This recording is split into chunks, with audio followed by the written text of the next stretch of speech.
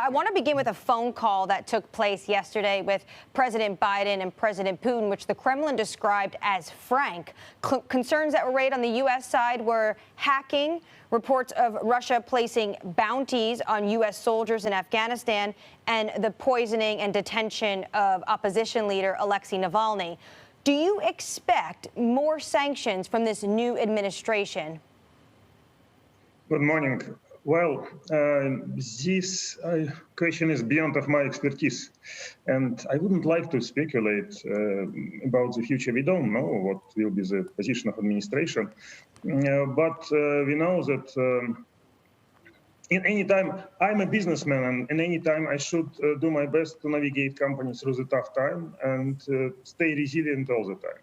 And I don't know, and be prepared for different scenarios. I don't know what will be the position of administration. We know that politics nowadays could provide a lot of surprises, and we just should build up our strategy to be prepared for it as much as we can.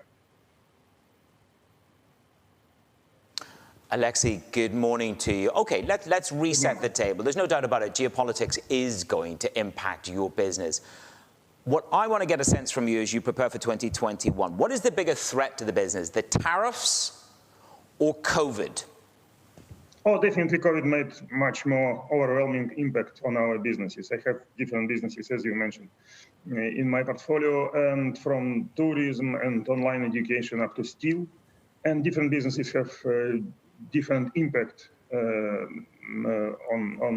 because of the COVID.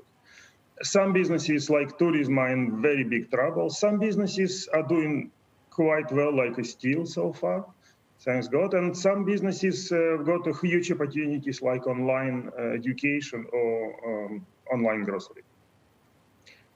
And I believe again, now it's a time to come back to fundamentals, to be more focused on customer interest, to embrace new technologies and develop the culture.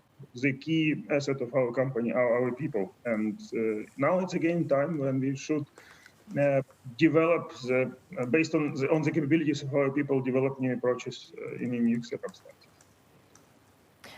Alexey, we do know that the U.S. has imposed tariffs on Russian steel. We do know that the European Union is also weighing this. There's no decision just yet. What's your plan of action if the EU was to enact higher tariffs on your steel? Well, I'd like to first of all stress out that it's extremely important in current circumstances, I believe, to keep freedom of economic decisions and to keep freedom of trade. And what you mentioned is a very threatening trend of isolation and protectionism, which will be very detrimental for economic recovery in the world. We learned this lesson from many crises.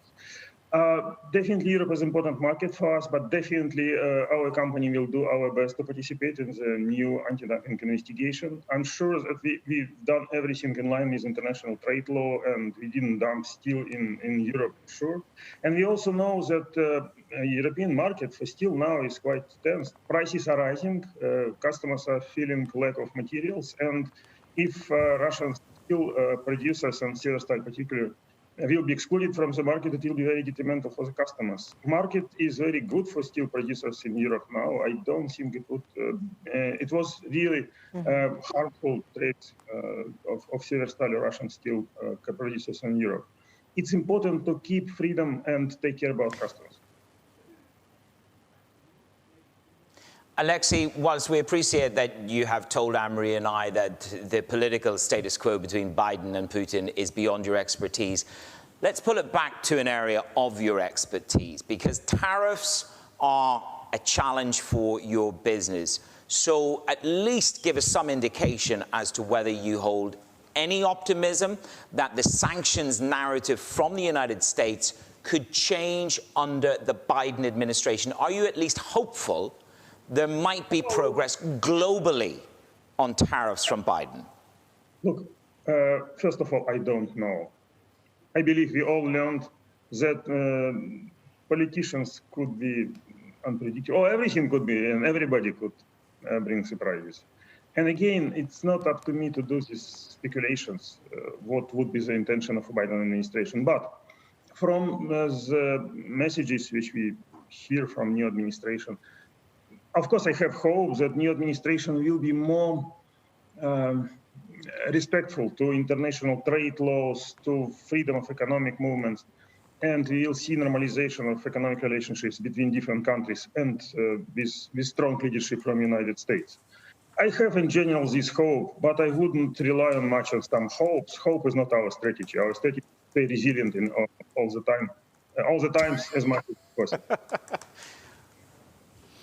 I wanted to also ask you about TUI travel. You have a very good grip on what's going on.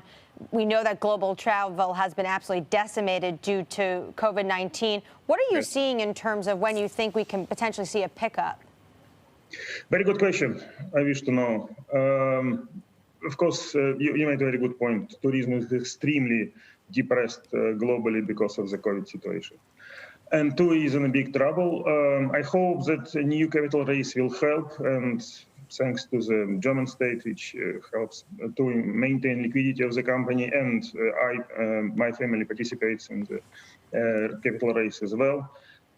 Fundamentally, TUI is a good, strong company. We have just to provide additional breathing for the company in a turbulent time today. I hope company based on fundamentals will continue transformation and will be stronger, will come out of this crisis stronger, and this temporary help will provide for the company chance to survive through this turbulent time. When we will see ease of COVID restrictions, I don't know. I hope that vaccination and herd immunity will help. Alexey, you have many businesses. I think Anne-Marie said to me, look, think Elon Musk of Russia, Manus, and you'll get it right. Jeff Bezos. So the world is going green. Jeff Bezos. I'm sorry, Alexey, don't be upset. You're Jeff. You're Jeff to me. I know you're the fourth wealthiest man in Russia. Where's the future? Where's the biggest opportunity? Okay, because the world is green. The world is now has got a mental status which is ESG and green.